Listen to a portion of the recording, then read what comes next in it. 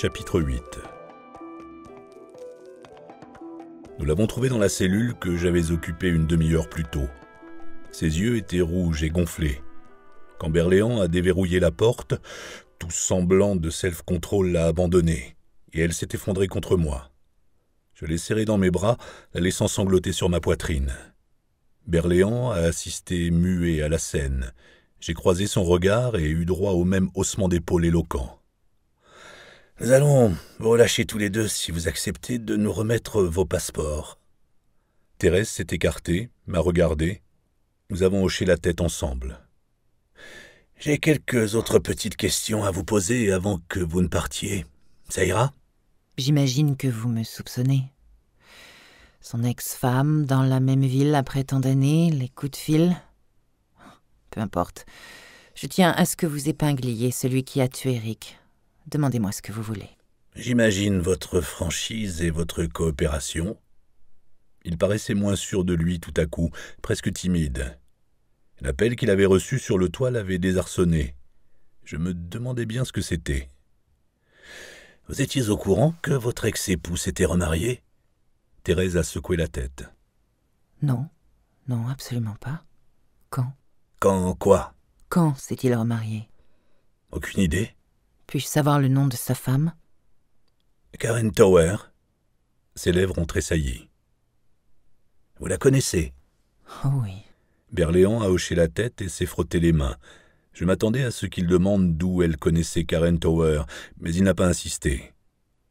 Nous avons reçu les premiers résultats des tests sanguins.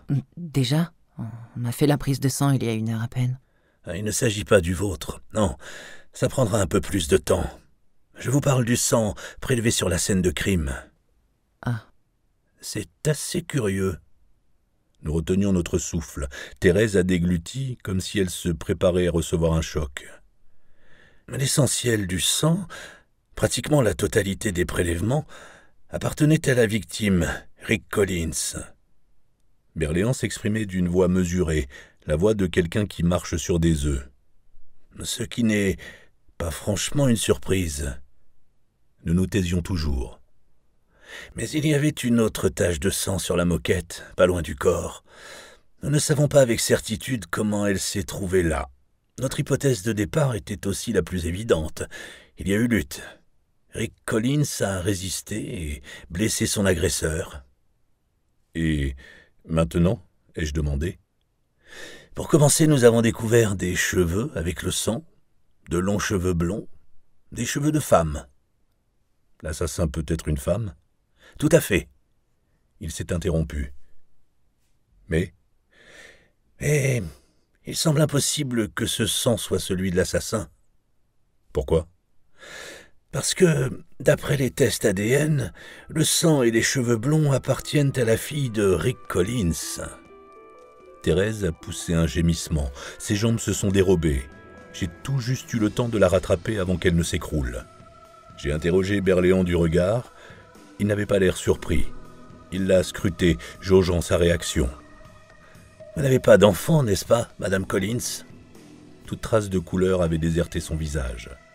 « Donnez-nous une seconde, voulez-vous, commissaire ?» Laisse, ça ira.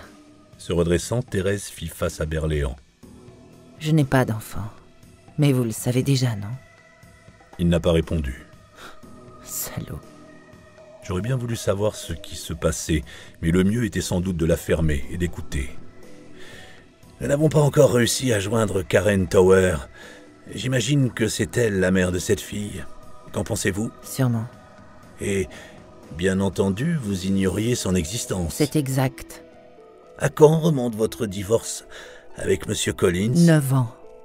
J'en avais assez. C'est quoi cette histoire, nom d'un chien ? Berléand m'a ignoré.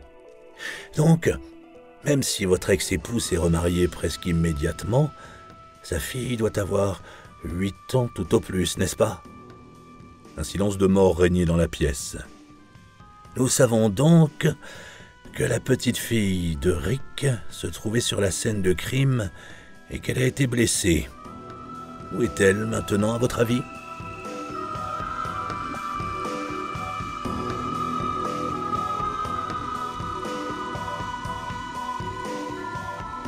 Nous sommes rentrés à l'hôtel à pied.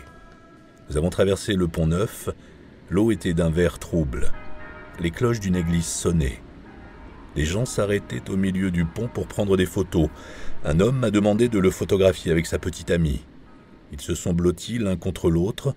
J'ai compté jusqu'à 3 et appuyé sur le bouton. Est-ce que je voulais bien en prendre une autre ? J'ai de nouveau compté jusqu'à 3. Ils m'ont remercié et ont poursuivi leur chemin. Thérèse n'avait pas dit un mot. Tu as faim ? Il faut qu'on parle. Ok. Elle n'a pas ralenti l'allure jusqu'à la rue Dauphine, jusqu'à ce qu'on pénètre dans le hall de l'hôtel. Le réceptionniste nous a salués chaleureusement, mais elle est passée en coup de vent devant son comptoir avec un bref sourire. Une fois les portes de l'ascenseur refermées, elle s'est tournée vers moi. Tu voulais connaître mon secret. Ce qui m'a amené dans cette île et pourquoi j'ai fui pendant toutes ces années. Seulement si tu as envie de m'en parler, ai-je répondu d'un ton que moi-même j'ai trouvé paternaliste. Si jamais je peux t'aider... Non, tu ne peux pas. Mais il faut que tu saches. Nous sommes sortis de l'ascenseur au 4e. Elle a ouvert la porte de la chambre, s'est effacée pour me laisser passer. La chambre aux dimensions standards était petite, d'après les normes américaines, avec un escalier en colimaçon qui devait mener à la mezzanine. La pièce offrait une parfaite imitation d'une demeure parisienne du XVIe siècle, avec en prime un écran plat et un lecteur DVD intégré. Thérèse est allée à la fenêtre pour s'éloigner le plus possible de moi. Promets-moi une chose d'abord. Laquelle ? Ne cherche pas à me consoler. Je ne comprends pas. Oh, ça va, je te connais. Quand tu vas entendre mon histoire, tu vas vouloir me prendre dans tes bras, me réconforter parce que tu es comme ça. Alors ne fais rien. Quoi que tu tentes, ça tombera à côté. Ok, Promets-le-moi. je te le promets. Elle s'est enfoncée encore plus dans le coin. Tant pis pour après. C'était maintenant que j'avais envie de la prendre dans mes bras. Tu n'es pas obligé ? Si.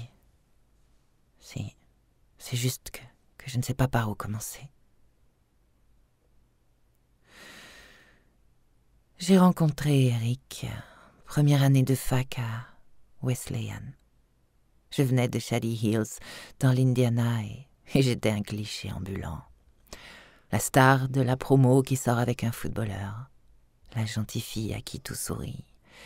J'étais le genre de jolie poupée bûcheuse qui s'angoisse pour ses résultats, qui termine le contrôle en avance et qui tue le temps en collant des gommettes dans son cahier. Tu te rappelles, ces rondelles blanches comme des pastilles à la menthe ?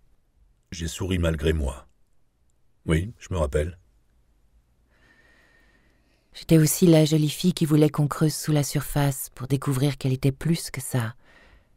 Mais la seule raison pour laquelle on avait envie de creuser, c'est parce que j'étais jolie. Tu vois le tableau ? Je voyais très bien. Ce que d'aucuns taxeraient d'immodestie n'était que de l'honnêteté. Comme la ville où nous nous trouvions, Thérèse était consciente de sa beauté et ne cherchait pas à faire semblant du contraire. Je me suis donc teinte en brune pour avoir l'air plus intello, et je me suis inscrite dans ce petit établissement progressiste du Nord-Est. Comme beaucoup de filles, j'ai débarqué avec ma ceinture de chasteté bouclée à double tour. La seule clé, je l'avais confiée à mon footballeur. Lui et moi, on était différents. On ne craignait pas l'éloignement. J'avais connu la même chose à Duke. Combien de temps crois-tu que ça a duré ? 2 mois ? Plutôt 1. J'ai rencontré Eric. Ça a été le coup de foudre. Il était drôle, intelligent, bourré de charme, la grosse tête du campus, tout y était, les cheveux bouclés, les yeux d'un bleu perçant, la barbe qui piquait quand je l'embrassais. J'arrive pas à croire qu'il est mort. Tu vas trouver ça neuneux, mais Eric était quelqu'un d'exceptionnel. Un homme foncièrement bon qui avait foi dans la justice et l'humanité. Et on l'a tué. J'ai gardé le silence. Bon, je suis en train de noyer le poisson. Rien ne presse, Thérèse. Si, j'ai envie qu'on en finisse.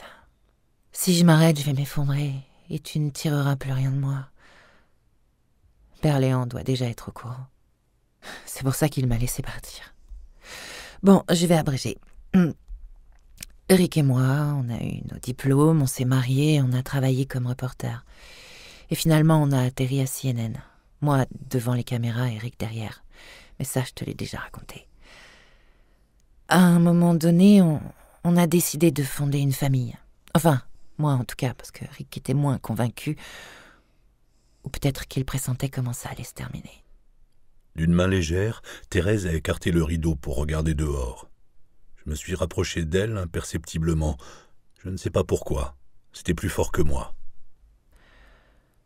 On avait un problème de fécondité. Ce qui est assez fréquent, semble-t-il, mais quand on est en plein dedans, on a l'impression de ne croiser que des femmes enceintes. Et c'est aussi un problème qui a tendance à s'amplifier avec le temps. Toutes les femmes autour de moi étaient mères, des mères heureuses et épanouies. Ça leur venait le plus naturellement du monde. Alors je me suis mise à fuir mes amis. Notre couple a souffert. On ne faisait l'amour que pour procréer. À force, ça tourne à l'obsession. Je me rappelle, j'avais eu à traiter un sujet sur les femmes célibataires à Harlem, des gamines de 16 ans qui tombent enceintes pour un oui ou pour un non.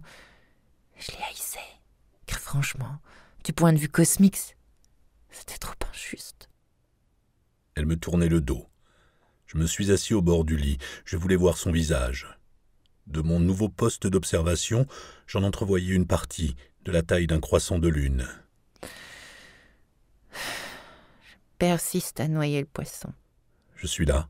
Ou peut-être pas. Peut-être que c'est mieux dit comme ça. Ok. On a vu des tas de toubibs. On a tout essayé. C'était l'horreur. J'étais shootée aux hormones et Dieu sait quoi encore. Ça nous a pris 3 ans, mais j'ai fini par concevoir.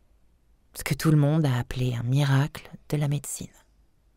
Au début, j'osais à peine bouger. La moindre douleur, le moindre coup, je pensais que c'était la fausse couche. Mais au bout d'un moment, j'ai adoré être enceinte. C'est pas très féministe, hein. Les bonnes femmes qui s'extasient sur leur grossesse, j'ai toujours trouvé ça agaçant. Mais en fait, je faisais pareil. Je rayonnais. J'ai pas eu de nausée. Ça devait être ma seule et unique grossesse. Un miracle, ça n'arrive qu'une fois. Alors j'en ai profité. Le temps a passé, et puis un beau jour, j'ai eu ma fille de 3,4 kg. Nous l'avons appelée Myriam en souvenir de ma mère. Mon sang s'est glacé. Je pressentais déjà la chute. Elle aurait 17 ans aujourd'hui. La voix de Thérèse semblait venir de très loin. Il y a des moments dans la vie où le silence se fait en vous, où tout tremble et se fige. Nous sommes restés quelques instants ainsi, Thérèse et moi, seuls au monde. Il ne se passe pas un jour depuis 10 ans sans que j'essaie d'imaginer ce qu'elle serait maintenant. 17 ans. Elle serait en terminale. Fini les années de rébellion. Fini la gaucherie de l'adolescence. Elle serait belle. On serait de nouveau amis. Elle préparerait son entrée à l'université. Les larmes aux yeux, je me suis légèrement décalé vers la gauche. Thérèse, elle, avait les yeux secs. Je me suis soulevé du lit. Elle a tourné la tête d'un geste brusque. Pas de larmes, non. Pire, un anéantissement absolu qui rend les larmes impuissantes. Elle a levé la paume vers moi comme si c'était une croix et moi un vampire qu'elle cherchait à éloigner. C'était ma faute. J'ai secoué la tête, mais elle a fermé les yeux comme éblouie par une lumière trop vive. Me rappelant ma promesse, je me suis reculé et j'ai essayé de prendre un air neutre. Je n'étais pas censée travailler ce soir-là. Mais à la dernière minute, ils ont eu besoin de quelqu'un pour présenter le 20h. J'étais chez moi. On habitait à Londres à l'époque. Eric se trouvait à Istanbul. 20h. Je le voulais. Ce créneau que tout le monde convoitait. Je ne pouvais pas laisser passer l'occasion. Même si Myriam dormait. La carrière, quoi. J'ai donc appelé une amie.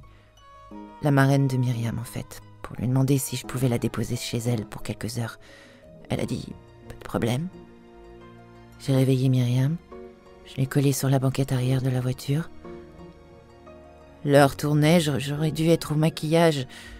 Je conduisais trop vite, les routes étaient glissantes. Nous étions presque arrivés, il restait peut-être 400 mètres à faire. Il paraît qu'un gros accident, on ne s'en souvient pas. Surtout quand on perd connaissance. Mais moi, je me souviens de tout. Je me souviens d'avoir vu les phares. J'ai donné un coup de volant à gauche. J'aurais peut-être mieux fait de foncer droit devant. Je me serais tuée et ma fille aurait survécu. Mais non, ça a été un choc latéral. De son côté. Je me souviens même de son cri. Très bref, vite étouffé. C'est la dernière fois que j'ai entendu le son de sa voix. Je suis restée 15 jours dans le coma. Mais Dieu, avec son sens de l'humour tordu, m'a laissé vivre. Myriam est morte sur le coup. Rien. Je n'osais pas bouger. La pièce était silencieuse, comme si les murs, les meubles même retenaient leur souffle. Finalement, et presque malgré moi, j'ai fait un pas vers elle.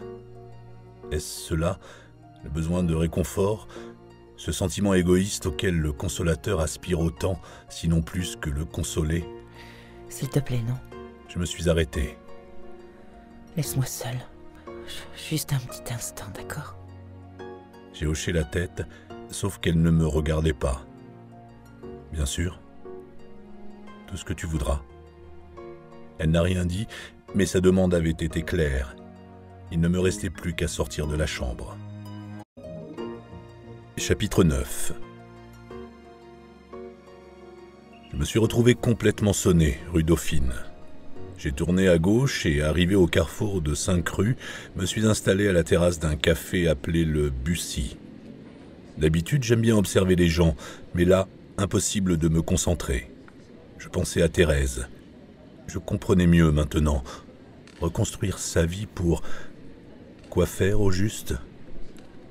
J'ai sorti mon portable et, histoire de me changer les idées, appelé le bureau.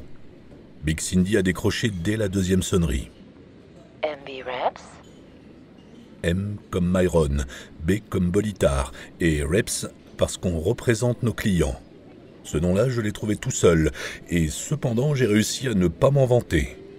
À l'époque où l'on représentait seulement des sportifs, l'agence s'appelait MB Sports. Aujourd'hui, c'est MB Reps. Je marquerai une pause, le temps de laisser retomber les applaudissements. C'est Madonna aujourd'hui, avec l'accent british et tout? Gagné! Big Cindy était capable d'imiter quasiment n'importe qui et n'importe quel accent. Oralement, on s'entend. Car quand on flirte avec 1m95 et 150 kg, il est difficile de se faire passer pour Marilyn en chair et en os. Et Esperanza est là? Ne quittez pas. Esperanza Diaz, plus connue sous son nom de catcheuse professionnelle, Petite Pocahontas, était mon associée. Alors? Vous l'avez tiré? A-t-elle demandé en décrochant. Non. Bien, dans ce cas, j'espère que vous avez des bonnes raisons de rester là-bas. Vous aviez plein de rendez-vous aujourd'hui. Ouais, je sais. Désolé. Écoutez, j'aurais besoin d'un max d'infos sur Rick Collins. Qui c'est celui-là? L'ex de Thérèse. Ah ben, vous parlez d'un rendez-vous galant? Je lui ai résumé la situation et elle s'est tue. Je savais pourquoi. Esperanza s'inquiète pour moi. Win, c'est le rock. Esperanza, le cœur. Quand j'ai eu fini mes explications, elle a questionné. Donc pour l'instant, Thérèse ne fait pas partie des suspects. Ce n'est pas dit. Ah, cela ressemble à un meurtre avec kidnapping, non? Quelque chose comme ça, oui. Mais alors, pourquoi vous en mêlez, hein? Ça n'a rien à voir avec elle. Bien sûr que si. Et comment? Rick Collins l'a appelé. Il a dit que c'était urgent, que ça allait bouleverser toute sa vie. Et il est mort juste après. Et que comptez-vous faire exactement? Traquer son assassin? Mais laissez ça à votre flic français. Tirez-la ou tirez-vous? Je vous demande juste de fouiller un peu. Renseignez-vous sur sa 2e femme et sa gamine, ok? Bah, puisque vous y tenez. Et ça vous ennuie si j'en parle à Win? Non. Bien. Tirez-la ou tirez-vous? Elle est bonne, celle-là. Ouais, je verrai bien ça sur un autocollant. Nous avons raccroché. Et maintenant? Esperanza avait raison, ce n'étaient pas mes oignons.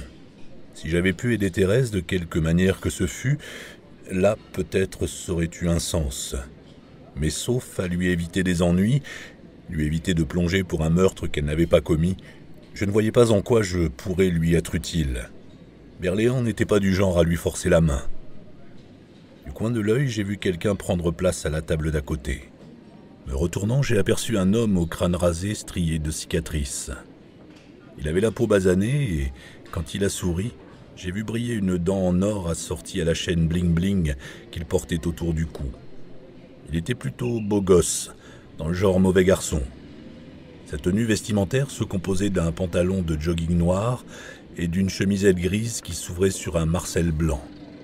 « Regarde sous la table », m'a-t-il ordonné. « Vous voulez me montrer votre petit oiseau ? Regarde ou meurs ».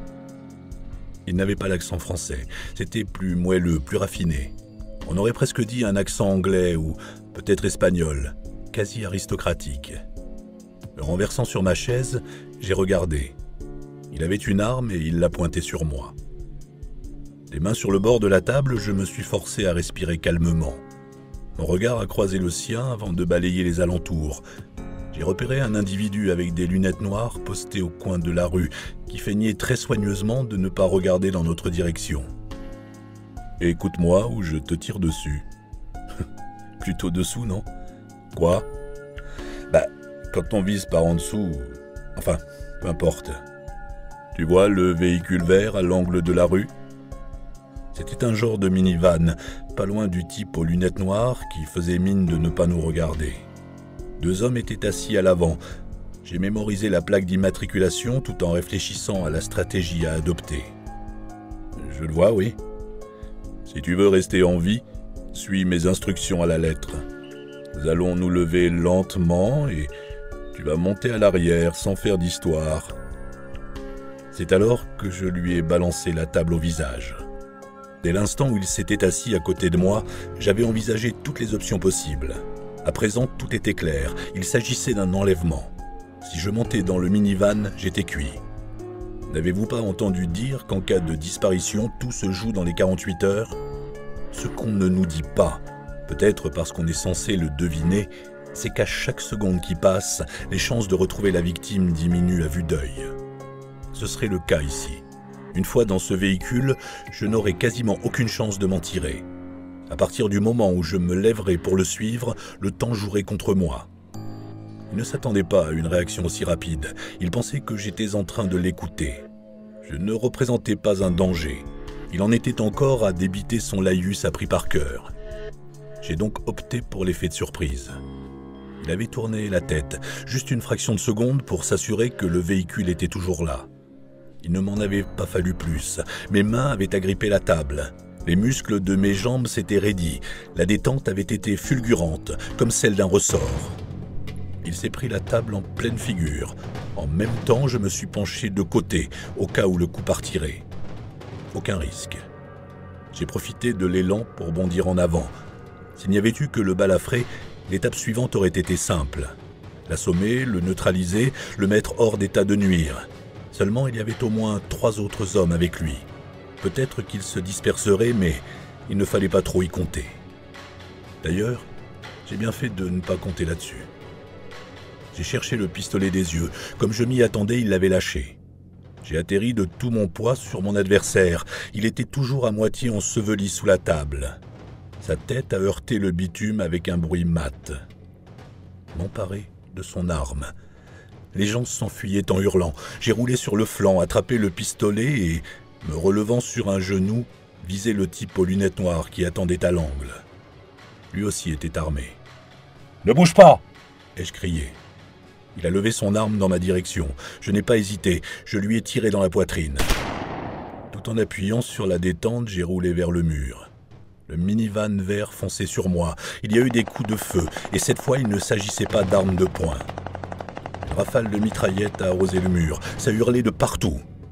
Oh mon Dieu, je n'avais pas songé à ça. Mes calculs ne concernaient que moi. J'avais affaire à une bande d'allumés qui n'aurait aucun scrupule à tirer dans le tas. Le premier homme, le balafré que j'avais estourbi avec la table, commençait à remuer. Lunettes noires étaient à terre, le sang a afflué à mes oreilles. J'entendais le bruit de ma propre respiration. Fichez le camp d'ici. « Couchez-vous !» ai-je crié. Des fois, on a de drôles d'idées qui vous traversent la tête, même dans des moments de ce genre. Je me suis donc demandé comment on disait ça en français, s'ils étaient capables de le traduire ou si, ma foi, les rafales de mitraillettes allaient les aider à me comprendre. Courbé en deux, j'ai couru pour échapper au minivan vert.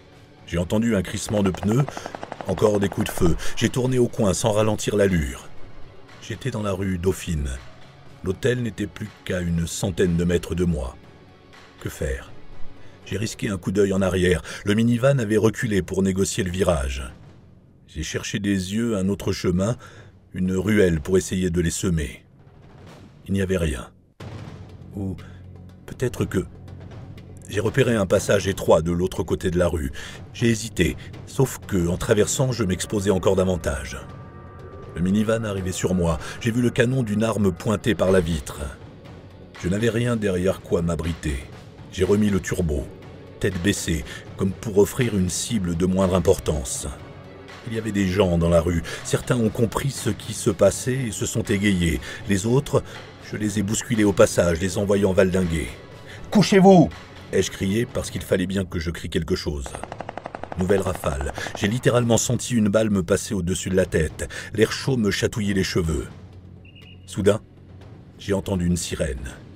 Cette abominable sirène de la police française, brève et stridente. Jamais un son n'avait été aussi agréable à mes oreilles. Le minivan a freiné. Je me suis aplati contre le mur. Il est reparti en marche arrière. Le pistolet à la main, j'hésitais à tirer. De toute façon, il était trop loin et il y avait trop de passants entre nous. J'avais assez semé la pagaille comme ça. Je n'étais pas ravi de les laisser filer, et je ne tenais pas à ce qu'ils canardent à tout va. Le haillon du minivan s'est ouvert. J'ai vu un homme sauter à terre. Le balafré était debout à présent. Il avait le visage en sang. Lui avais-je cassé le nez ? 2 nez cassés en 2 jours. Un bon rendement, à condition qu'on vous paye pour. Le balafré avait besoin d'aide. Il regardait dans ma direction, mais je devais être trop loin pour qu'il me voie. J'ai résisté à la tentation de lui adresser un petit signe de la main. Les sirènes se rapprochaient. Je me suis retourné. 2 voitures de police arrivaient vers moi. Les flics ont bondi et braqué leurs armes sur moi. Médusé, j'allais leur expliquer que le méchant, ce n'était pas moi, quand tout à coup j'ai pigé. J'avais un flingue à la main, j'avais tiré sur un homme.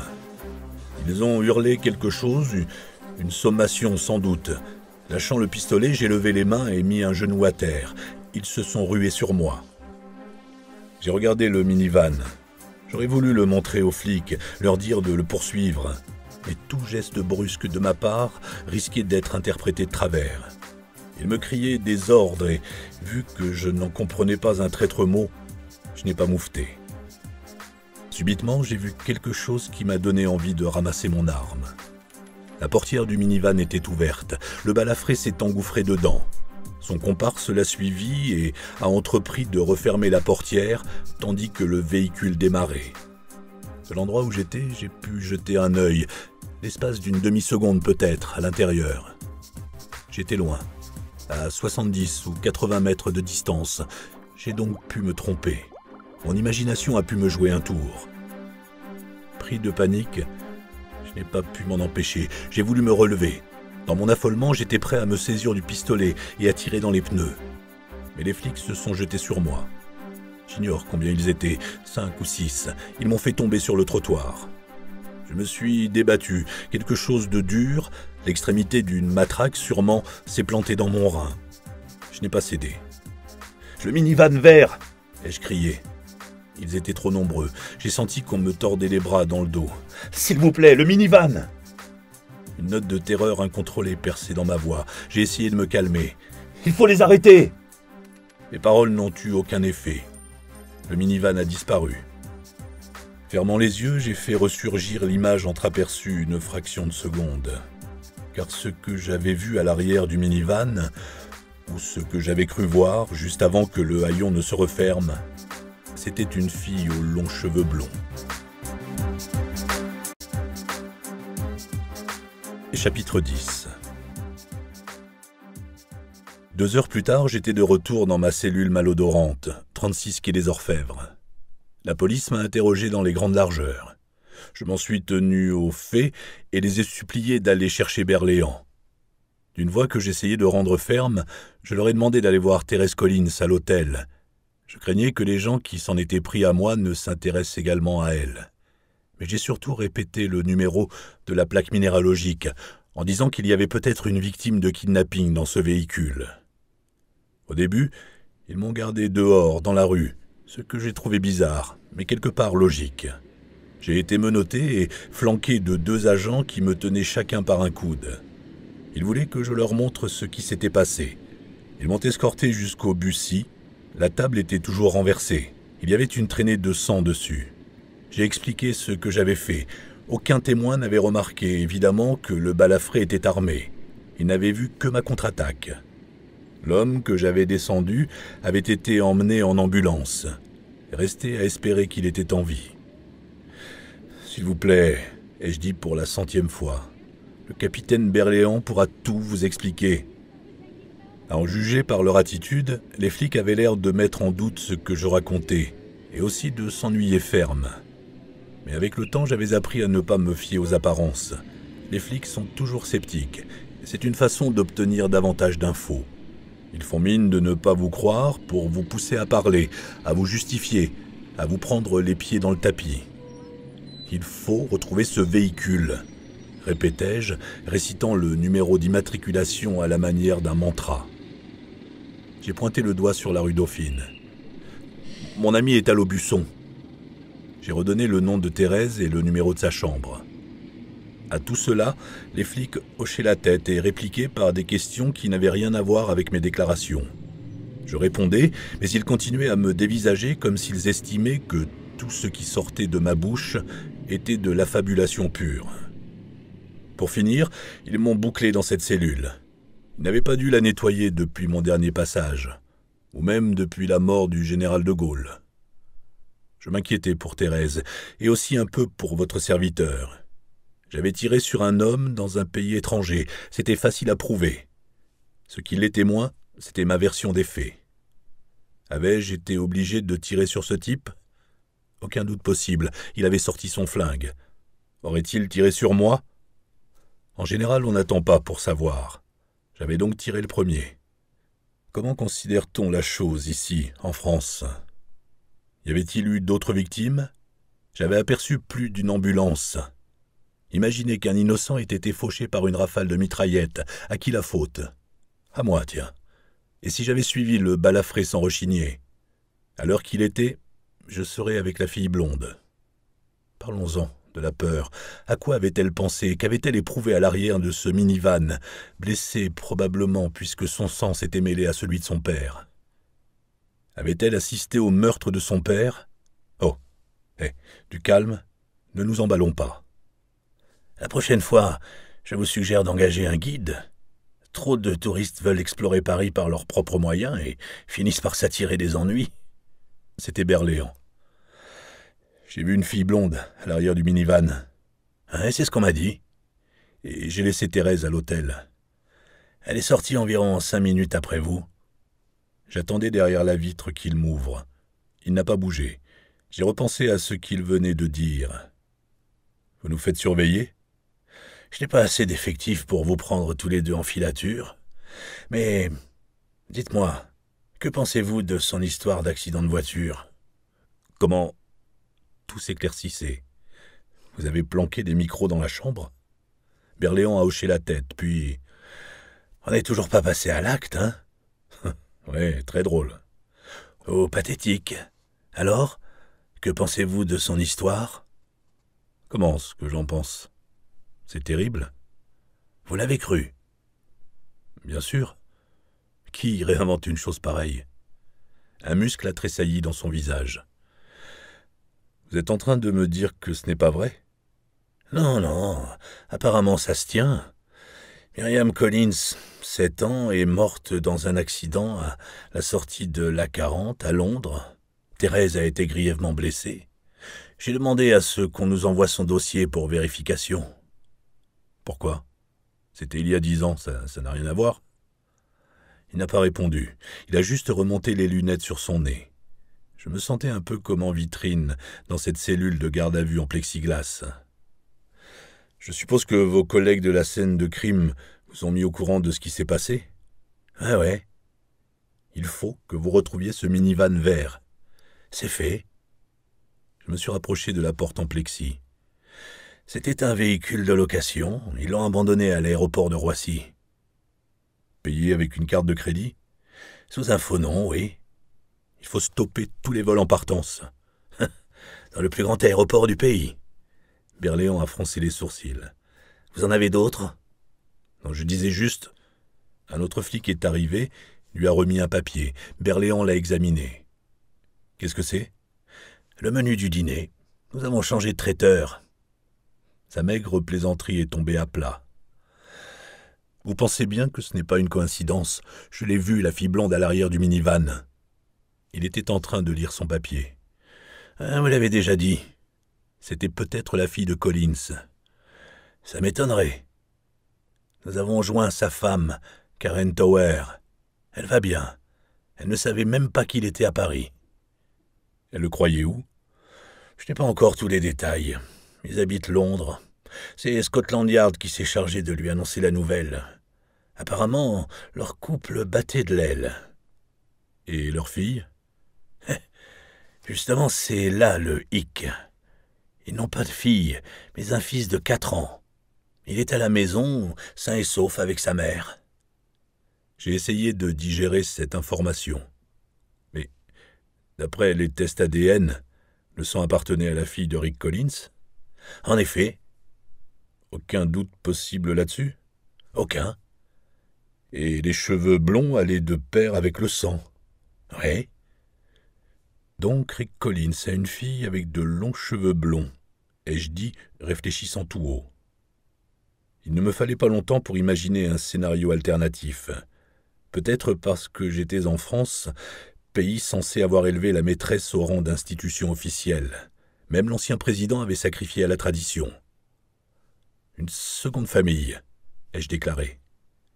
Évidemment, il n'y avait pas que les Français. Il y avait eu cet homme politique new-yorkais arrêté pour conduite en état d'ébriété alors qu'il se rendait dans sa seconde famille. Des tas d'hommes font des enfants avec leur maîtresse. Ajoutez à cela les problèmes de couple de Rick Collins, mentionnés par Berléand, et le tableau devenait clair.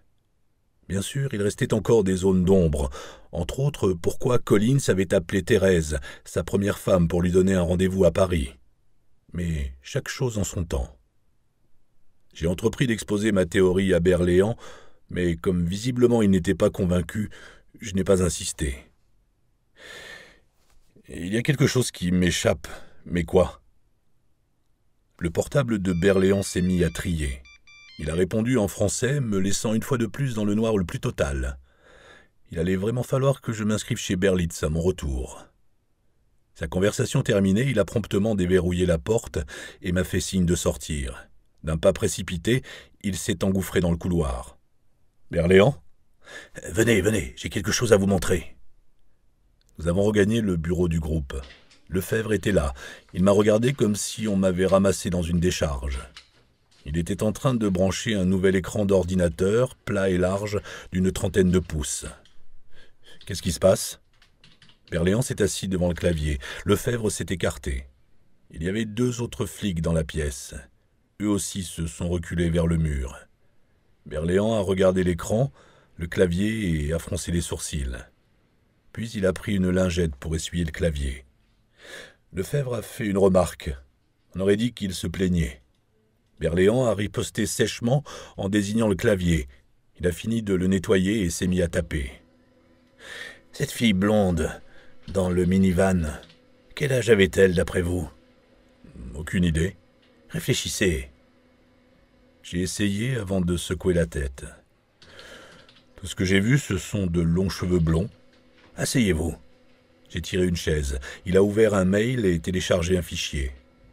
On attend d'autres images, mais ce plan fixe est ce que nous avons de plus lisible. De quoi? La caméra de surveillance du parking de Roissy-Charles de Gaulle. Une photo en couleur s'est affichée à l'écran. Je m'attendais à une image granuleuse, en noir et blanc, mais la résolution était relativement bonne. Des voitures à perte de vue. Normal, c'était un parking. Mais aussi des gens. Berléand a pointé le doigt en haut, à droite. Ce sont eux ?» La caméra était malheureusement trop loin pour distinguer les détails. Il y avait 3 hommes. L'un d'eux avait le visage couvert d'un linge blanc, une chemise peut-être, pour éponger le sang. Le balafré. J'ai hoché la tête. La fille blonde était là aussi. Je comprenais maintenant le sens de sa question. Sur cette prise de vue, où elle apparaissait de dos, on ne pouvait deviner son âge avec certitude. Mais elle n'avait certainement pas 7 ans, ni même 10 ou 12, à moins d'être exceptionnellement grande. Elle avait une taille d'adulte. Elle était habillée comme une ado, mais de nos jours cela ne signifie pas grand-chose. La blonde marchait entre les 2 hommes valides. Le balafré leur emboîtait le pas. Ah ouais, ce sont eux. Quel âge avait la fille d'après nos calculs? 7 ou 8 ans. Ça doit être les cheveux blonds, c'est ça qui m'a induit en erreur. Ah non, pas forcément. J'ai regardé Berléand. Il a retiré ses lunettes, les a posées sur la table et s'est frotté le visage avec les 2 mains. Brusquement, il a aboyé un ordre. Les autres, y compris Lefebvre, ont quitté la pièce, nous laissant seuls. Mais de quoi diable s'agit-il? Il s'est tourné vers moi. Vous n'ignorez pas que personne à la terrasse du café n'a vu cet homme vous menacer avec son arme. Évidemment, il l'avait caché sous la table. N'importe qui d'autre aurait obéi et l'aurait suivi sans faire d'histoire. Personne n'aurait eu l'idée de lui balancer une table à la figure, de se saisir de son arme et de tirer sur son complice en plein milieu d'un carrefour. J'ai attendu la suite. Comme elle ne venait pas, j'ai ajouté « Que voulez-vous que je vous dise? C'est moi qui ai fichu le bordel. » L'homme sur lequel vous avez tiré, il n'était pas armé. Si, il l'était. Ses comparses ont récupéré son flingue en prenant la fuite. Vous le savez, Berléand. Vous savez que je n'invente rien. 1 minute s'est écoulée. Berléand avait les yeux fixés sur l'écran. Qu'est-ce qu'on attend? La vidéo qu'on doit nous faire parvenir. 2. La fille blonde. Pourquoi faire? Il n'a pas répondu. 5 minutes durant, je l'ai bombardé de questions. Il a fait la sourde oreille. Finalement, l'ordinateur a bipé et une très courte vidéo du parking est arrivée dans sa boîte email. Il a cliqué sur lecture et s'est calé dans son siège. La fille nous apparaissait clairement à présent. C'était une adolescente dans les 16-17 ans. Elle avait de longs cheveux blonds. La distance était toujours trop grande pour pouvoir distinguer ses traits, mais il y avait quelque chose de familier dans ce port altier, dans cette façon de marcher, tête haute, épaules en arrière. Nous avons reçu les premiers résultats des tests ADN concernant le sang et les cheveux. La température dans la pièce avait chuté de 10 degrés. J'ai détaché les yeux de l'écran. C'est aussi sa fille. D'un geste de la main, Berléand désignait la blonde. La fille de Thérèse Collins.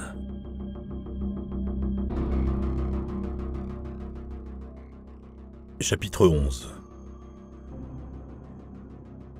Il m'a fallu un moment pour recouvrer ma voix. Vous avez dit les premiers résultats? Berléand a hoché la tête. L'examen définitif prendra encore quelques heures. Donc le labo a pu se tromper. Ça m'étonnerait. Mais c'est déjà arrivé, non? En effet, un jour on a interpellé un homme sur la foi d'un rapport préliminaire comme celui-ci. Or il se trouve que c'était son frère le coupable. J'ai aussi entendu parler d'une action en recherche de paternité où une femme poursuivait son amant pour l'obliger à reconnaître son enfant. Il affirmait que l'enfant n'était pas de lui. Les tests préliminaires donnaient raison à la plaignante, mais en y regardant de plus près, le labo a découvert que le père de l'enfant était celui du petit ami. J'ai réfléchi à ce qu'il venait de dire. Thérèse Collins a-t-elle des sœurs? J'en sais rien. Il a esquissé une moue. Quoi? Vous avez une drôle de relation tous les deux. Je n'ai pas relevé la pique. Qu'est-ce qu'on fait alors? Il faut que vous appeliez Thérèse Collins pour qu'on puisse l'interroger plus en détail. Pourquoi ne l'appelez-vous pas vous-même? On a essayé et elle ne répond pas. Il m'a rendu mon téléphone portable. Je l'ai rallumé. Un appel en absence. Je ne me suis pas précipité pour connaître l'expéditeur. Il y avait aussi un mail genre spam qui disait « Quand Peggy Lee chantait « Ce n'est que ça », ne parlait-elle pas de Popol ?» Votre petit oiseau a besoin de Viagra au 86br22.com. Berléand lisait par-dessus mon épaule. « Qu'est-ce que ça veut dire ?» Une de mes ex a dû baver sur moi. « Oh, cette façon de vous déprécier, c'est tout à fait charmant. » J'ai composé le numéro de Thérèse. Ça a sonné pendant un moment avant de basculer sur la boîte vocale. J'ai laissé un message. Et maintenant ? Avez-vous entendu parler de géolocalisation via le téléphone portable ? Oui. Vous savez donc que, tant que le téléphone reste allumé, même si le sujet ne l'utilise pas, nous pouvons trianguler la zone où il se trouve et ainsi déterminer ses coordonnées. Oui. Nous n'avions pas besoin de suivre Madame Collins, puisque nous disposons de la technologie ad hoc. Sauf que, il y a 1 heure, elle a éteint son portable. Peut-être qu'elle n'avait plus de batterie. Berléand a froncé les sourcils. Ou peut-être qu'elle avait besoin de souffler. Vous pouvez imaginer à quel point ça a été dur pour elle de me parler de son accident de voiture.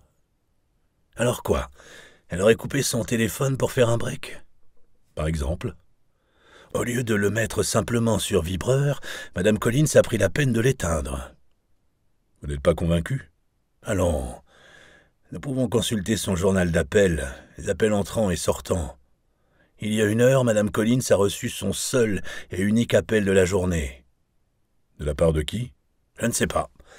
On a été renvoyé sur un numéro quelque part en Hongrie, puis sur un site web, après quoi on a perdu sa trace. Le coup de fil a duré 2 minutes. Ensuite, elle a éteint son portable. À ce moment-là, elle se trouvait au musée Rodin. Maintenant, nous ne savons plus où elle est.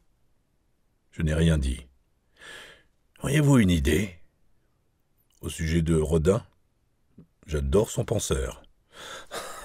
Vous me tuez, Myron, sincèrement. Vous allez me garder ici ? J'ai votre passeport. Vous pouvez partir, mais s'il vous plaît, restez à votre hôtel. Pour que vous puissiez écouter à votre aise. Si vous le dites. Avec un peu de chance, je finirai bien par glaner quelques indices.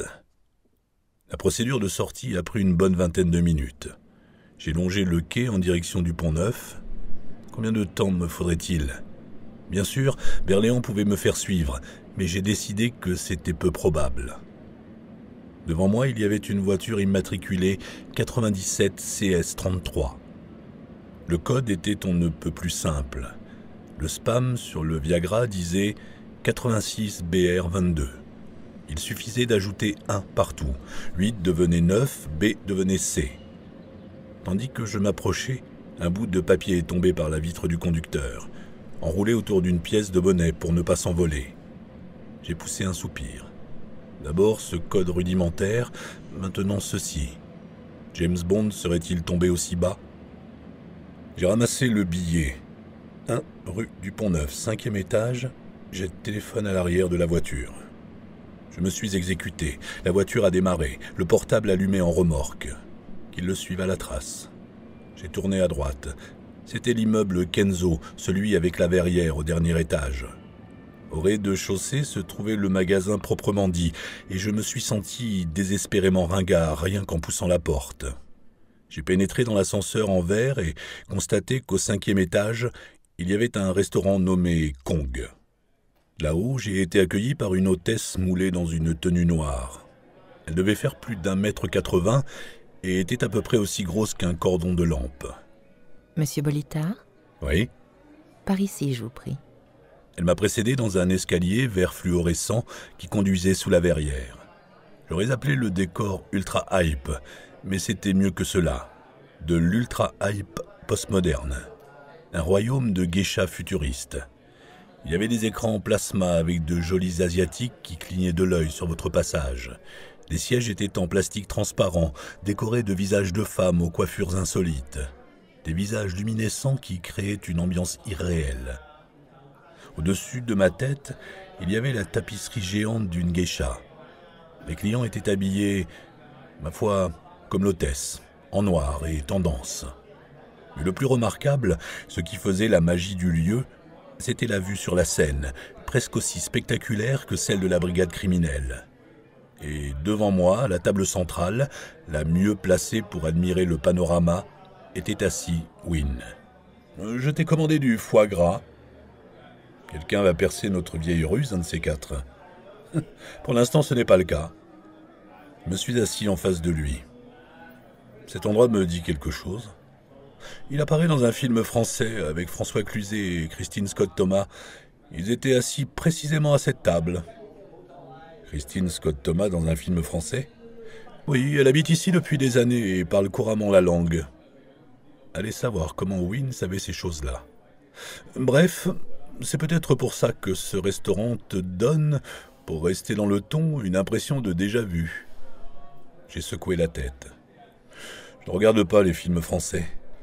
Ou alors, tu as vu Sarah Jessica Parker manger ici dans le dernier épisode de Sex and the City ? Bingo ! Le foie gras est arrivé. Affamé, je me suis jeté dessus. Je sais bien que les défenseurs des droits des animaux me crucifieraient, mais je n'y peux rien. J'adore le foie gras. Wynne avait déjà fait verser le vin. J'en ai bu une gorgée. Je ne suis pas un expert, mais on aurait dit qu'un dieu avait personnellement pressé le raisin. Je suppose que maintenant tu connais le secret de Thérèse ? J'ai acquiescé. Je t'avais dit que c'était du lourd. Et comment le sais-tu, toi ? Il suffisait de chercher un peu. Je reformule. Pourquoi sais-tu ? Il y a 9 ans, tu es parti avec elle. Et alors ? Sans même me prévenir. Et alors ? Comme tu étais très mal, j'ai mené ma petite enquête. Ça ne te regardait pas, Wynne ? Peut-être. Nous avons continué à manger en silence. Quand es-tu arrivé ? Esperanza m'a appelé après t'avoir eu au téléphone. J'ai fait faire demi-tour à l'avion et mis le cap sur Paris. Quand j'ai débarqué à ton hôtel, tu venais de te faire arrêter. J'ai téléphoné à droite et à gauche. Où est Thérèse ?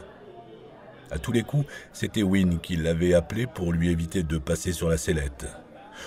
On la retrouvera bientôt, va. Explique-moi. Je l'ai mis au courant de la situation. Il a écouté sans dire un mot, en joignant le bout de ses doigts. C'est une manie qu'il a de tapoter dans ses mains, les doigts écartés. Moi, à sa place, j'aurais l'air ridicule, mais chez lui, avec ses ongles manucurés, ça passe. Lorsque j'ai eu terminé, Wynne a fait... Bah, mon cochon. Bien résumé. Que sais-tu au juste de son accident de voiture ? Ce que je viens de te raconter à l'instant. Thérèse n'a jamais vu le corps. Curieux, tu ne trouves pas ? Elle est restée inconsciente pendant 2 semaines. On ne peut pas garder un cadavre aussi longtemps sans le mettre en terre. N'empêche, il a tapoté dans ses doigts. Feu, son ex, lui a bien dit que ces révélations allaient bouleverser sa vie, non ? J'y avais pensé aussi. Thérèse m'avait dit que sa voix était méconnaissable, qu'il paniquait. Il doit y avoir une autre explication. Je te l'ai dit, on n'a pas encore les résultats définitifs. Tu sais bien sûr que les flics t'ont relâché dans l'espoir que tu les conduises à Thérèse. Je sais. Mais ça ne va pas se passer comme ça. Je le sais aussi. Qu'est-ce qu'on fait ? A demandé Wynne à ma grande surprise. Tu n'essaies pas de me dissuader de l'aider ? Ça servirait à quelque chose ? Probablement pas. Dans ce cas, allons-y, ça pourrait être amusant. Et puis, il y a une autre raison, et pas des moindres, pour poursuivre cette quête. Laquelle ? Je te dirai plus tard. Alors, par où commence-t-on, Buana ? Je me le demande. J'aimerais interroger la femme de Rick Collins. Elle habite Londres, mais Berléand a gardé mon passeport. Le téléphone portable de Wynne s'est mis à gazouiller. Il a répondu « À Articule ?» Ce qui peut m'énerver avec ce préambule. « Va pour Londres », a-t-il déclaré en raccrochant. Mais je viens de te dire, il s'est levé. Il y a un passage au sous-sol de ce bâtiment qui le relie à l'immeuble de la Samaritaine. J'ai une voiture qui attend. Mon avion est dans un aérodrome du côté de Versailles. Thérèse est déjà là-bas. J'ai les papiers pour vous deux. Dépêche-toi, s'il te plaît.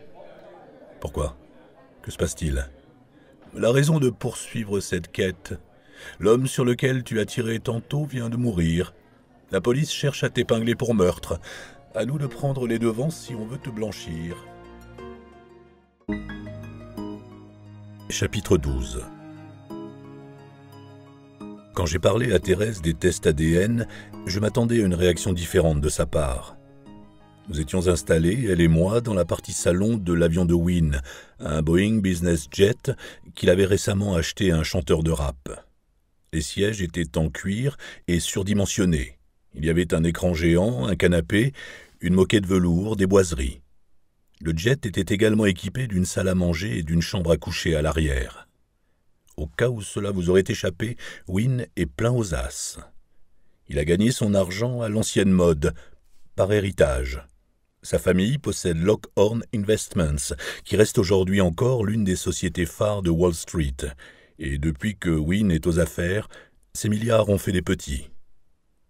L'hôtesse de l'air, il faut que j'ajoute les guillemets, car je doute qu'elle ait été véritablement formée à la sécurité, était une jeune asiatique, ravissante et, connaissant Wynne, probablement très souple. Sur son badge, on lisait « Moa ». Son accoutrement ressemblait à une pub Paname de 1968, tailleur ajusté, chemisier bouffant et, bien sûr, la toque.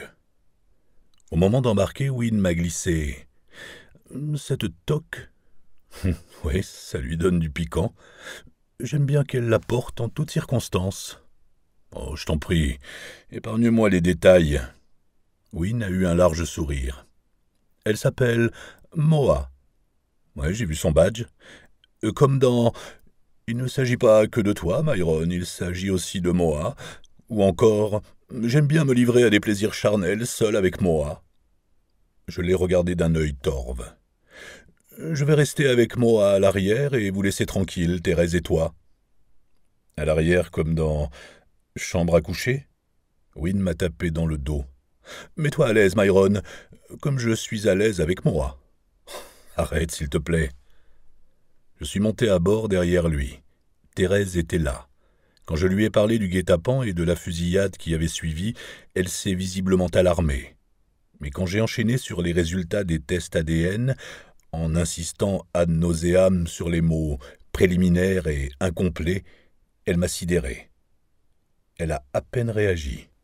Tu dis que d'après les tests sanguins, je pourrais être sa mère ? En fait, les analyses prouvaient qu'elle était sa mère, mais il valait peut-être mieux y aller en douceur. Je me suis donc borné à répondre « Oui ». On aurait dit qu'elle n'était pas concernée. Thérèse a plissé les yeux comme si elle avait des problèmes d'audition. Ses paupières ont frémi presque imperceptiblement, mais c'était tout. Comment est-ce possible ? J'ai haussé les épaules en silence. Ne sous-estimez jamais la puissance du déni. Comme si de rien n'était, Thérèse est passée en mode interview et m'a soumis à un interrogatoire en règle. Je lui ai dit tout ce que je savais. Son souffle s'est accéléré.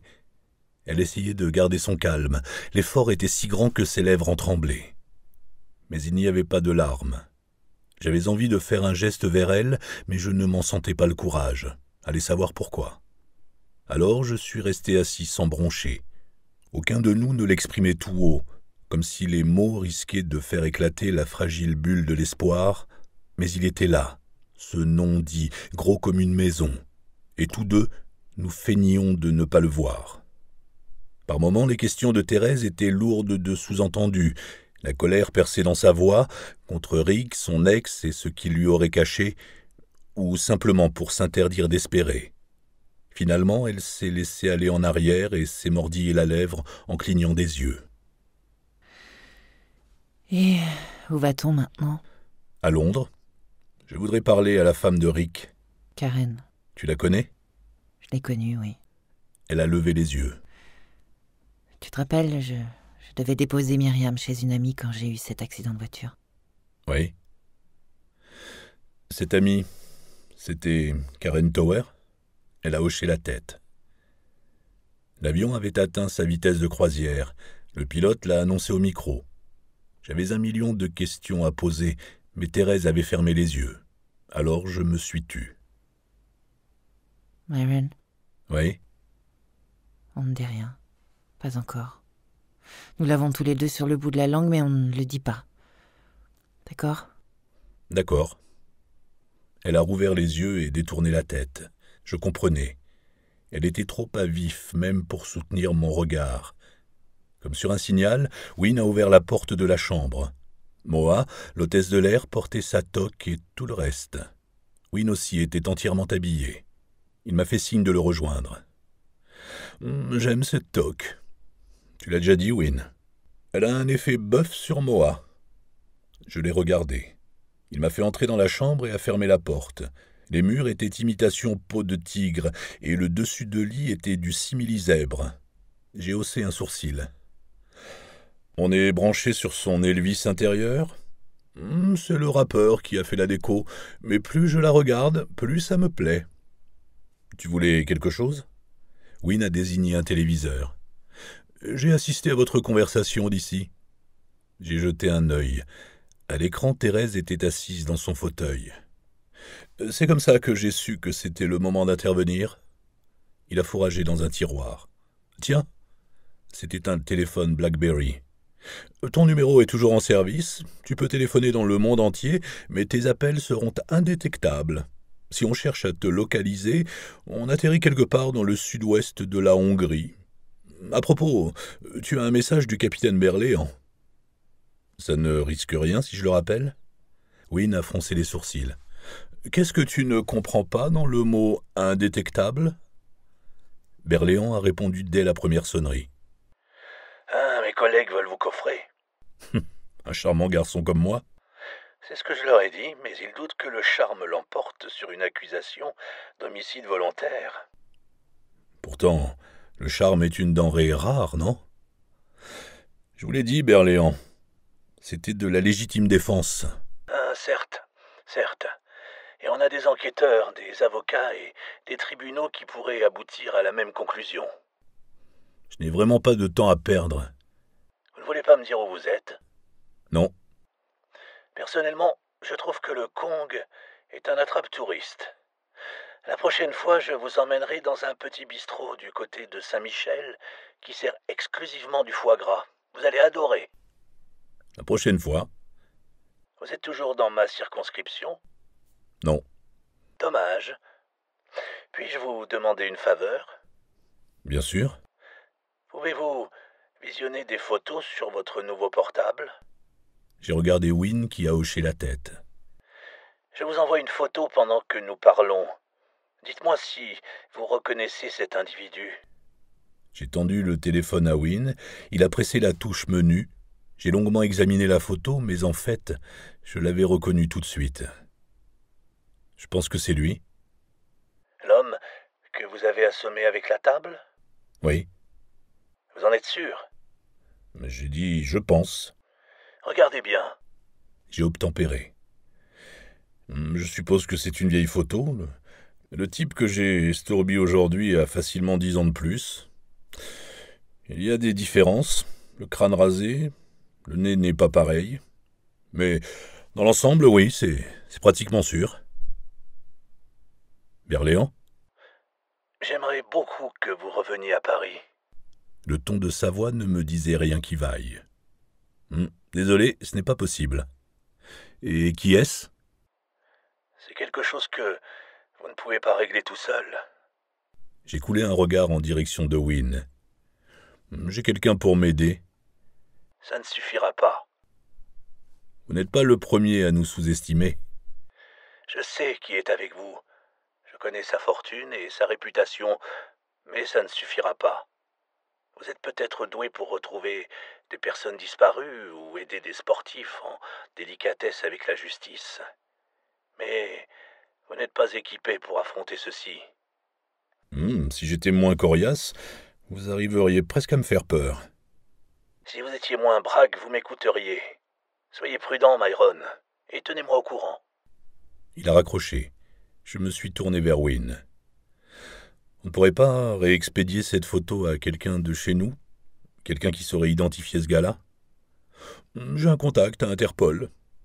Wynne était en train de regarder par-dessus mon épaule. Je me suis retourné. Il avait les yeux fixés sur l'écran. Thérèse était toujours là, mais sa résolution l'avait désertée. Elle sanglotait, pliée en deux. J'ai essayé de comprendre ce qu'elle disait entre les hoquets. Wynne a pris la télécommande pour monter le son. Elle semblait répéter les mêmes mots encore et encore. Lorsqu'elle s'est laissée glisser du fauteuil, j'ai cru pouvoir les distinguer enfin. « S'il vous plaît. » implorait-elle quelque puissance invisible.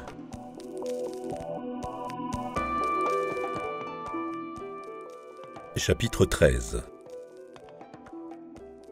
Il était tard quand nous sommes arrivés à l'hôtel Claridge, au centre de Londres. Wynne avait loué la suite Davis au dernier étage.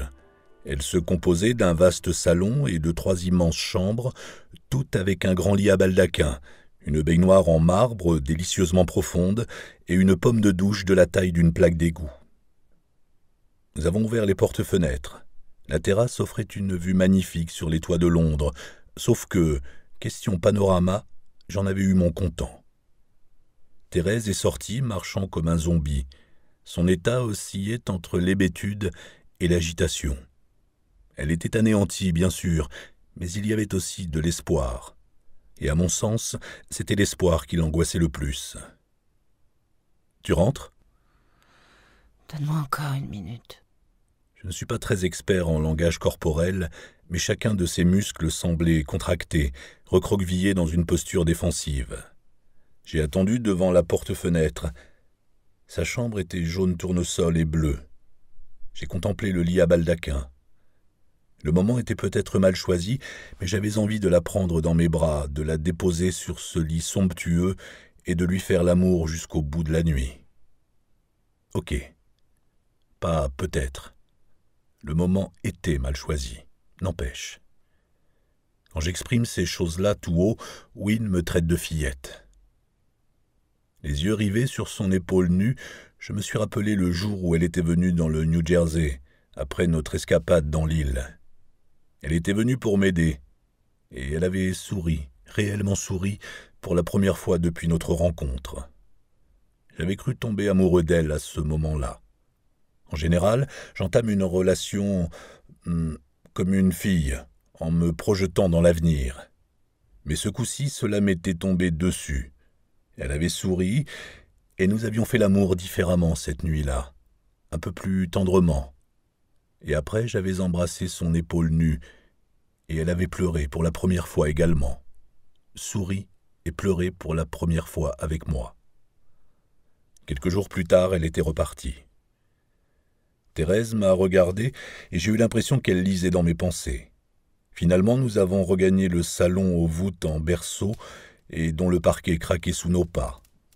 Un feu crépitait dans la cheminée.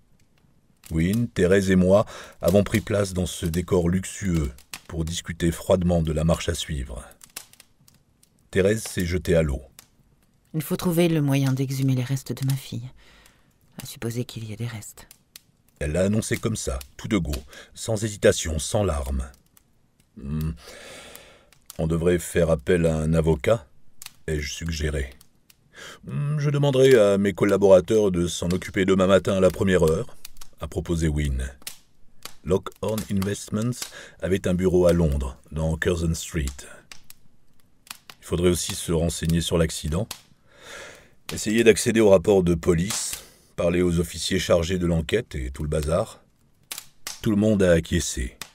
La conversation s'est poursuivie sur le même mode, comme si on était dans une salle de réunion en train de lancer un nouveau produit, plutôt que de se demander si la fille de Thérèse, morte dans un accident de la route, était en fait toujours en vie.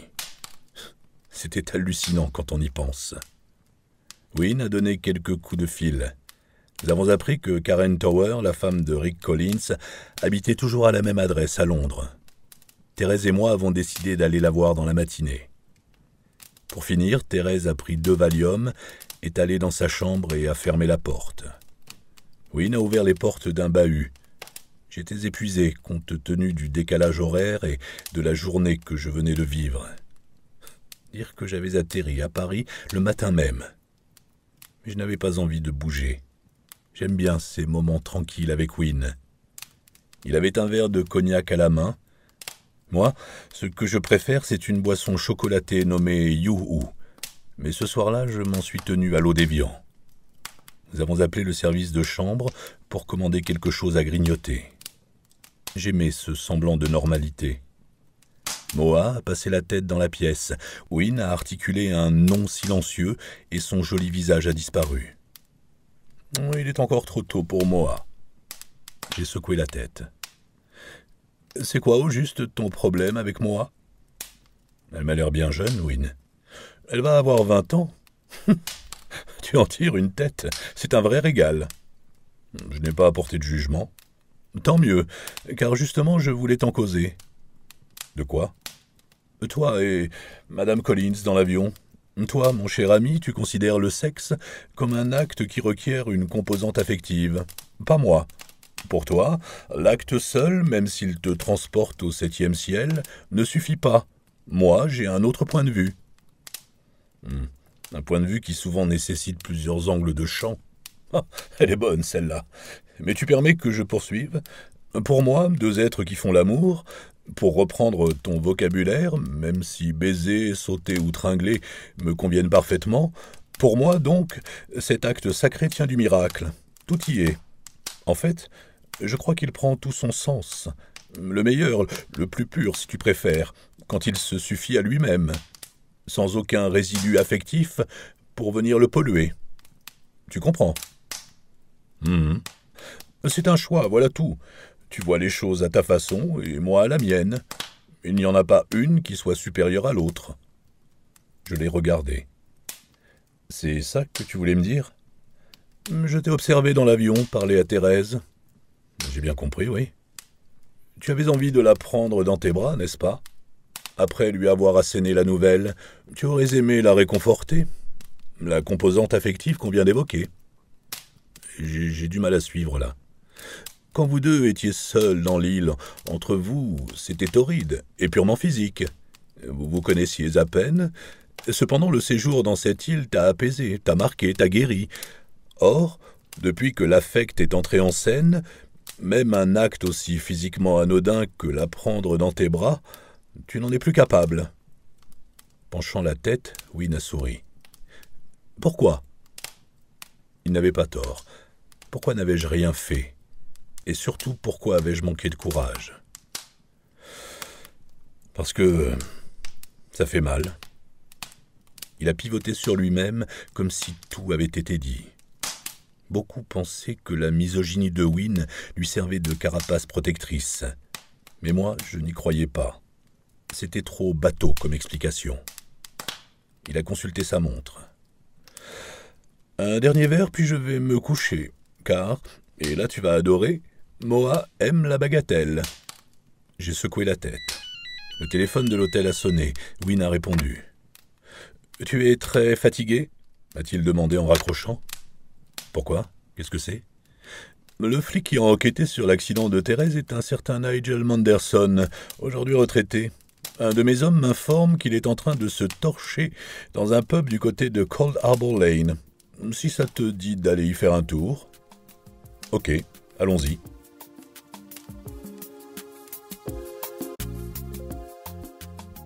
Chapitre 14. Cold Harbour Lane, dans le sud de Londres, relie Camberwell à Brixton, sur environ 1500 mètres.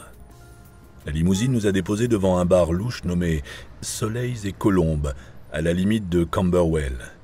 L'immeuble avait un 3e étage à demi achevé, comme si quelqu'un en avait eu marre et s'était dit « Oh, et puis zut, on n'a pas besoin de tout cet espace. » Nous avons marché avant de tourner dans la première ruelle.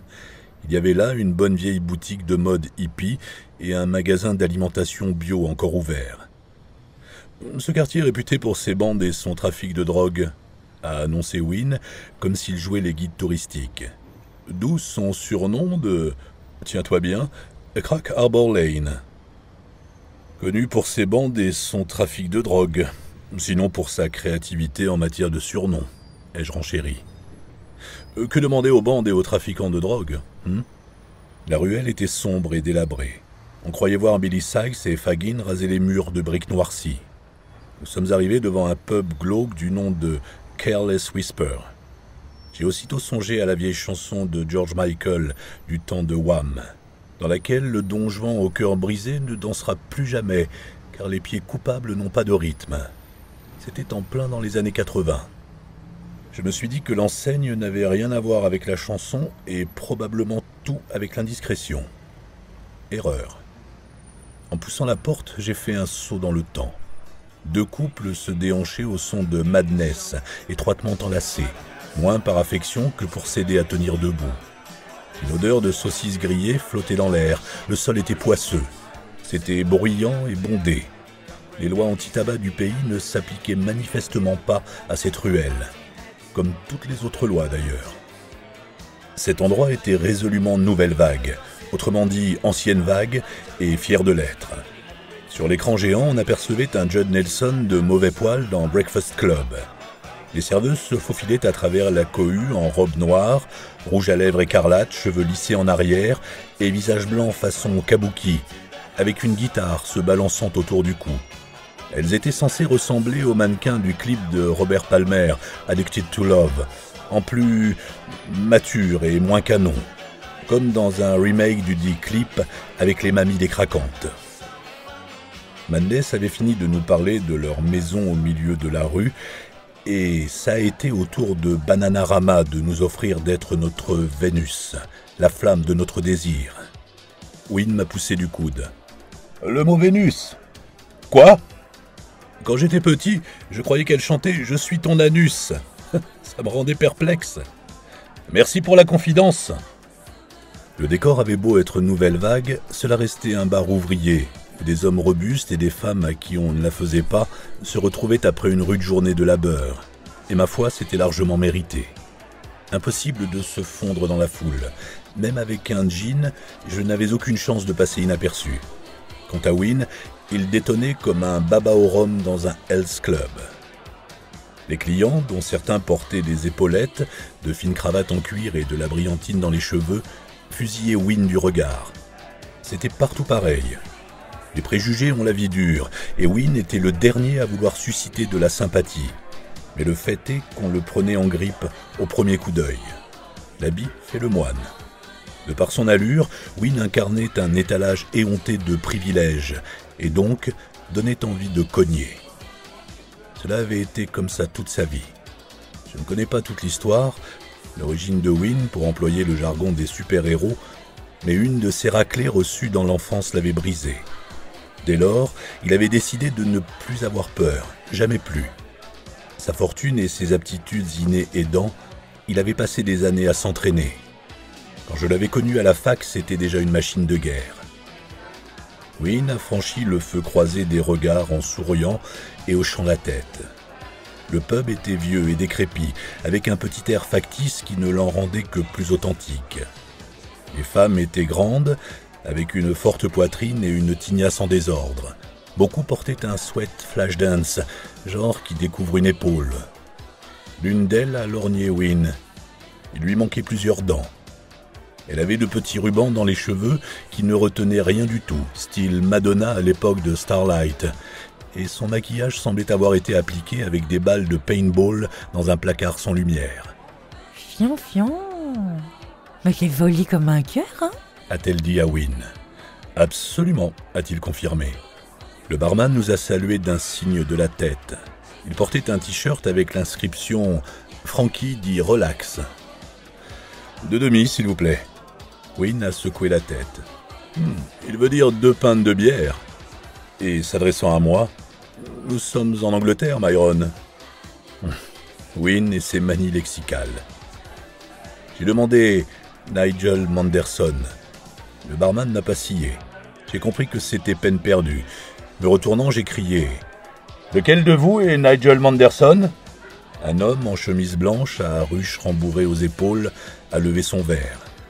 Il avait l'air de sortir tout droit d'un clip de Spandau Ballet. « Santé, camarade !» La voix pâteuse venait de l'extrémité du zinc. Anderson tenait son verre entre ses mains comme s'il cherchait à protéger un oisillon tombé du nid. Je me suis présenté et lui ai demandé s'il se souvenait d'un accident mortel survenu il y a une dizaine d'années. J'ai cité le nom de Thérèse Collins. L'accident ne s'est pas passé comme vous le signalez dans votre rapport. Et puis de toute façon, le rapport c'était pas moi. Tout était pratiquement terminé quand je suis arrivé sur les lieux. J'ai juste signé le rapport. Maintenant je m'en fiche. J'ai ma misérable retraite. On peut plus rien contre moi. Oui, bon, je m'en souviens. Je suis arrivé sur les lieux. Sa copine, une femme riche, je sais plus son nom, a appelé quelqu'un de haut placé. Ils ont embarqué le corps de la gamine. Vous l'avez vu, la petite fille? Il a levé le nez de son verre. Hein? Vous dites qu'ils ont embarqué le corps, mais l'avez-vous vu de vos propres yeux? Il était dans une housse, pardi. Mais avec tout le sang qu'il y avait, j'aurais pas vu grand-chose, même si j'avais regardé. Chapitre 15.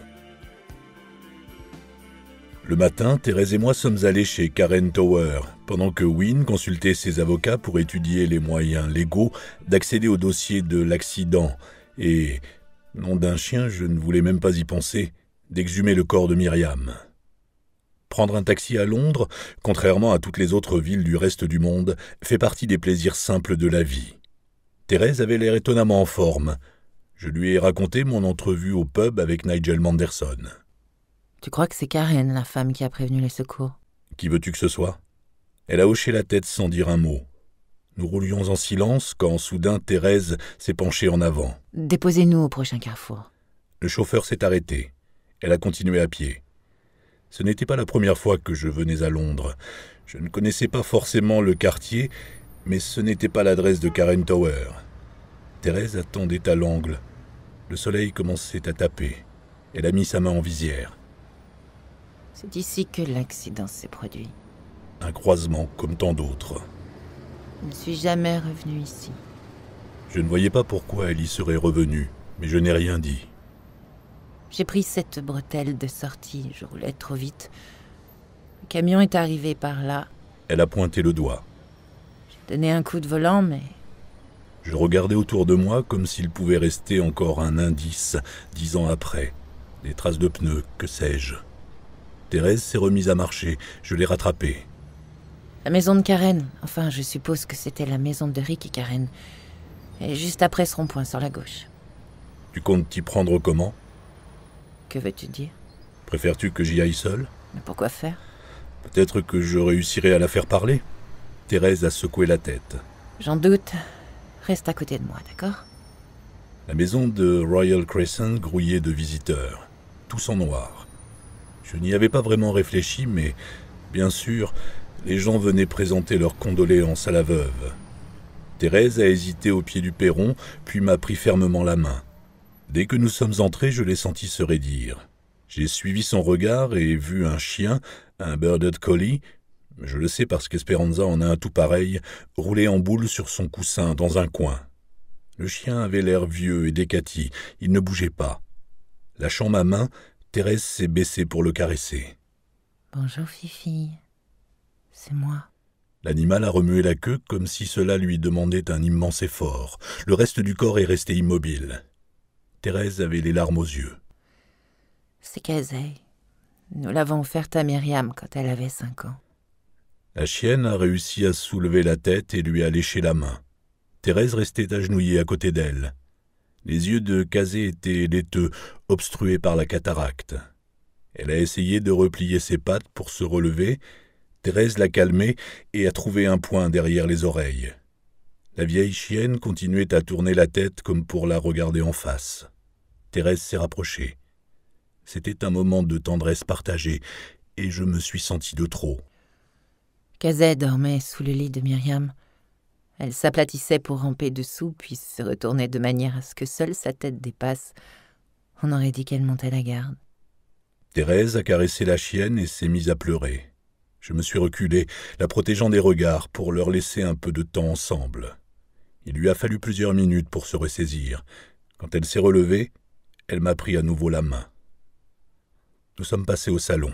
Il y avait là une quinzaine de personnes qui attendaient de présenter leurs condoléances. Notre arrivée a suscité une vague de murmures et de regards inquisiteurs. Vous pensez bien, l'ex-femme refaisant surface presque 10 ans après chez l'épouse actuelle, voilà qui allait faire jaser dans les chaumières. Les gens se sont écartés et une femme élégamment vêtue de noir, la veuve à tous les coups, s'est avancée à notre rencontre. Elle était jolie, frêle et menue comme une poupée, avec de grands yeux verts. J'ignore à quoi je m'attendais, mais en voyant Thérèse, son visage apparut s'illuminer, celui de Thérèse aussi. Elles se sont souri tristement, comme on sourit à quelqu'un qu'on aime beaucoup, mais qu'on aurait préféré revoir dans de meilleures circonstances. Karen a ouvert ses bras, les deux femmes se sont étreintes et sont restées immobiles, serrées l'une contre l'autre. Intrigué un instant, j'ai conclu à une profonde amitié. Quand elles se sont séparées, Karen lui a fait signe de la tête et toutes les deux se sont dirigées vers la porte. Sans se retourner, Thérèse a attrapé ma main, si bien que j'ai suivi. Nous avons pénétré dans ce que les Anglais doivent surnommer le living, et Karen a fermé les portes coulissantes. Les deux femmes ont pris place sur le canapé, comme on retrouve de vieilles habitudes, le plus naturellement du monde. Thérèse s'est tournée vers moi. « Je te présente Myron. » J'ai tendu la main. Karen Tower l'a serrée dans ses doigts minuscules. « Toutes mes condoléances. » »« Je vous remercie. » Elle a regardé Thérèse. « C'est ton... » »« C'est compliqué. » Karen a hoché la tête. J'ai pointé mon pouce en arrière. « Vous ne voulez pas que j'attende à côté ?»« Non. » Je suis resté. Personne ne savait par où commencer, mais une chose était sûre. Il ne fallait pas compter sur moi pour ouvrir le bal. Alors j'ai attendu, stoïque. Karen a attaqué bille en tête. « Où étais-tu, Thérèse ?»« Un peu partout. »« Tu m'as manqué ?»« Tu m'as manqué aussi. » Je voulais te joindre pour t'expliquer à propos de moi et de Rick. Ça n'avait aucune importance. Ouais, c'est ce que Rick m'a dit. C'est arrivé petit à petit. Tu t'es parti. Au début, on se retrouvait pour se tenir compagnie, et puis on a mis du temps à passer à autre chose. Tu n'as pas à te justifier. Ouais, peut-être bien. Karen ne s'excusait pas, ne quémandait ni pardon ni compréhension. Elles étaient sur la même longueur d'onde. J'aurais voulu que ça se termine mieux pour vous deux. Nous avons un fils qui s'appelle Matthew. Il a 4 ans. Oui, c'est ce que j'ai appris. Alors, comment as-tu su pour le meurtre? J'étais à Paris. Karen a eu un léger mouvement de recul. C'est là que tu as été pendant tout ce temps? A-t-elle interrogé en battant des cils. Non, je ne comprends pas. Rick m'a téléphoné. Quand? Thérèse lui a parlé de son coup de fil impromptu. Le visage de Karen, qui ressemblait déjà à un masque mortuaire, est devenu encore plus livide. Rick t'a demandé de venir à Paris? Oui. Mais qu'est-ce qu'il voulait? J'espérais que tu pourrais m'éclairer. Karen a secoué la tête. On ne se parlait pas beaucoup ces temps-ci. On traversait une très mauvaise passe. Rick s'était replié sur lui-même. Je pensais que c'était peut-être parce qu'il enquêtait sur une grosse affaire. Tu sais bien comment il était dans ces moments-là. Thérèse a hoché la tête. Et ça durait depuis combien de temps? 3 ou 4 mois, depuis la mort de son père. Thérèse s'est raidie. Sam est mort. Je croyais que t'étais au courant? Non. L'hiver dernier, il a avalé une boîte de cachet. Sam s'est suicidé. Il était malade, un truc incurable. La plupart du temps, il essayait de nous le cacher. Rick ignorait la gravité de son état. À mon avis, il a décidé de devancer l'inéluctable. Rick était au 36e dessous lorsqu'il s'est attelé à cette nouvelle enquête. Il s'absentait pour plusieurs semaines d'affilée. Quand je lui demandais où il était, il m'envoyait paître. Après quoi, il redevenait adorable, mais il ne voulait rien me dire. Ou alors, il me racontait des cracks. Thérèse était encore sous le choc. Sam était quelqu'un de tellement gentil. Je n'ai pas eu l'occasion de le connaître intimement. Nous sommes allés le voir 2 ou 3 fois, et lui-même, il était trop malade pour venir jusqu'ici. Thérèse a dégluti, s'efforçant de retrouver le fil de la conversation. Donc Sam se suicide et Rick se jette à corps perdu dans le boulot. Quelque chose comme ça, oui. Et il refuse de te parler de son enquête. Oui. Tu as demandé à Mario? Il ne veut rien me dire. J'ignorais qui était Mario, mais Thérèse allait sûrement me mettre au parfum. Elle était lancée à présent. Et tu n'as aucune idée du sujet sur lequel travaillait Rick? Karen a scruté son amie. Tu t'es bien cachée, Thérèse? Oui, plutôt. C'est peut-être là-dessus qu'il travaillait. Il cherchait à te retrouver. Ça ne lui aurait pas pris des mois. Tu crois? Et même à supposer que ce soit vrai, pourquoi aurait-il fait ça? Je ne joue pas les femmes jalouses, Thérèse, mais à mon avis, le suicide de ton père, ça peut remettre en question tes propres choix. Thérèse a esquissé une moue. Tu penses? Karen a haussé les épaules. Non, impossible. Mais même si tu imagines que Rick voulait... Enfin, je ne sais pas, renouer avec moi, pourquoi m'aurait-il dit que c'était urgent? Karen a réfléchi un instant. Où étais-tu quand il t'a appelé? Dans un bled paumé du nord-ouest de l'Angola. Et quand il t'a dit que c'était urgent, tu as tout lâché pour le rejoindre, non? Oui. Karen a écarté les mains comme si ceci expliquait cela. Il n'a pas menti pour me faire venir à Paris, Karen. Karen n'avait pas l'air convaincue. Si, à notre arrivée, je l'avais trouvée triste, maintenant elle semblait abattue. Thérèse m'a jeté un regard, j'ai hoché la tête. Il était temps de passer la vitesse supérieure. Thérèse a dit... J'ai des choses à te demander au sujet de l'accident. On aurait dit que Karen s'était pris un coup de matraque. Elle a levé la tête, hagarde, l'œil dans le vague. Avait-elle compris au moins de quel accident on lui parlait? Apparemment oui. Quoi donc? Tu étais là, sur le lieu même, j'entends. Oui ou non? Oui. Sa réponse a semblé déconcerter Thérèse. Tu ne me l'as jamais dit. Pourquoi l'aurais-je fait? Et plus exactement quand? On n'a jamais reparlé de cette soirée, pas une fois. Alors tu t'es réveillé, il aurait fallu que je te dise « Salut, comment ça va? Ah, au fait, j'étais sur le lieu de l'accident. » Dis-moi ce dont tu te souviens. Mais pourquoi? Qu'est-ce que ça va changer? Dis-le-moi. Je t'aime, Thérèse. Je t'aimerai toujours. Elle n'était plus tout à fait la même. Je l'ai vue à son attitude. Une certaine crispation peut-être. La meilleure amie était en train de céder le pas à la rivale. Moi aussi, je t'aime. Il ne s'est pas passé un jour sans que je pense à toi. Mais tu es parti. Tu avais tes raisons, ton chagrin, et je ne t'en ai pas voulu. Tu es parti et moi j'ai refait ma vie avec cet homme. Même si nous avions des problèmes, Rick était tout pour moi. Tu comprends? Bien sûr. Je l'aimais. Nous avons eu un fils. Mathieu n'a que 4 ans et son père a été assassiné. Maintenant je dois faire face au deuil. Je dois continuer de vivre vaille que vaille et de protéger mon enfant. Alors désolée, mais je ne vais pas parler d'un accident qui remonte à 10 ans. Pas aujourd'hui. Elle s'est levée. Sa réaction semblait parfaitement logique, et cependant quelque chose sonnait faux dans sa voix. C'est ce que j'essaie de faire aussi. Quoi?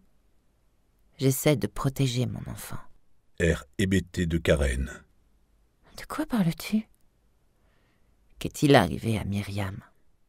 Karen l'a dévisagé fixement, puis elle s'est tournée vers moi comme en quête d'une once de bon sens. Je me suis efforcé de garder une mine impassible. L'as-tu vu ce soir-là? Karen Tower n'a rien dit. Elle a ouvert les portes coulissantes et s'est fondue dans la foule de ses visiteurs.